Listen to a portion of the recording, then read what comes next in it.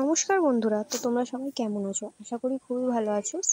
তো দেখো, আমি ছাদে চলে এসেছি। আগেও এসেছিলাম, বৃষ্টি হচ্ছিল বলে আমি চলে গিয়েছিলাম, তখন আমি ভিডিও করতে পারিনি প্রথমে।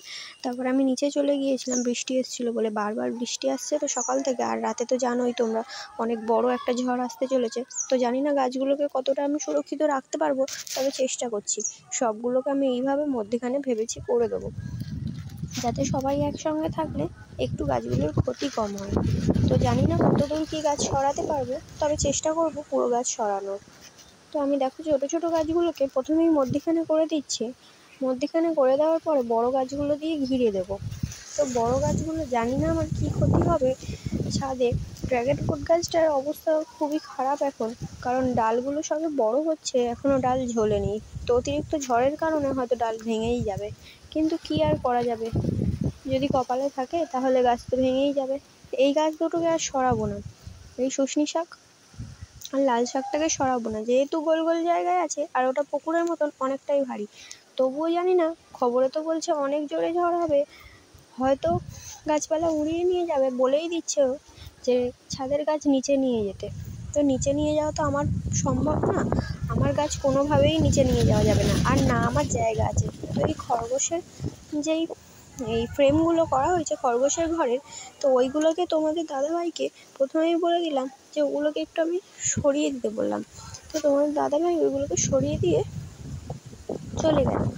তো আমি বললাম যে ওই ফ্রেমগুলো যেগুলো বানানো হয়েছে এখনও পর্যন্ত কিন্তু বানানো হয়নি, যেহেতু ওটা তোমার দাদাভাই আর আমি করছি, মানে তোমার দাদাভাই বেশি করছে, তোমাদের দাদাভাই বেশি করছে, সেই কারণে কাজে যায় তো কাজের কারণে সেইভাবে করতে পারছে না। সময় যতটুকু হয় ততটুকুই করে। দেখো ওই ফ্রেমগুলোকে সরিয়ে দিয়েছে, সরিয়ে দিয়ে চলে গিয়েছে। এবারে আমি ছোটো গাছগুলোকে আমি প্রথমেই এরকম গোল করে ঘিরে দিয়ে আমি সবটাই তোমাদের সঙ্গে শেয়ার করবো। স্কিপ না করে ভিডিওটাও দেখতে থাকো। আর ভিডিওটা যদিও একটু কাজের হয় তাহলে একটা like, comment, share and subscribe করে দিও। দেখো, আমাদের মতন যাদের খোলা ছাদ কিংবা একদমই নিচে নিয়ে যাওয়ার কোনোভাবেই কিছু করা যাবে না, ভেবেছিলাম এই তরমুজ গাছটাকে সরিয়ে দেবো, কিন্তু ওকে রাখাই যাবে না, তাই ওইখানটাতেই রেখে দেবো আবার। তো যেটা বলছিলাম, যাদের একদমই নিচে নিয়ে যাওয়ার কোনো থাকবে না, সেইভাবে কোনো পরিস্থিতিই নেই যে নিয়ে যাওয়ার, তারা এই রকমভাবে গোল করে এক জায়গাতে রাখতে পারো। তাতে কী হবে, অনেকটাই সেভ হবে গাছগুলো ভেঙে যাওয়ার হাত থেকে।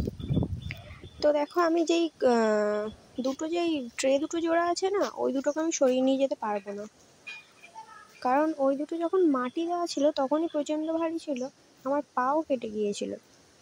আর এখন যেহেতু মাটি দিয়ে গাছ বসানো আছে, এখন তো আমি সরাতেই পারবো না, বৃষ্টি হচ্ছে, তাই আমি আবার চলে গিয়েছিলাম। তারপরে আমি আবার এসেছিলাম, এসে আমি বড় গাছগুলোকে আমি ওখানে করে দিচ্ছিলাম। তো দেখো, আমি বড় গাছগুলোকে করে দিয়েছি ওইখানে এক জায়গায়। এই যে এই লেবু গাছটাকে সরানো যাচ্ছে না, কারণ ওটা ভেঙে গিয়েছে। সব গাছ এক জায়গায় করে দিয়েছি।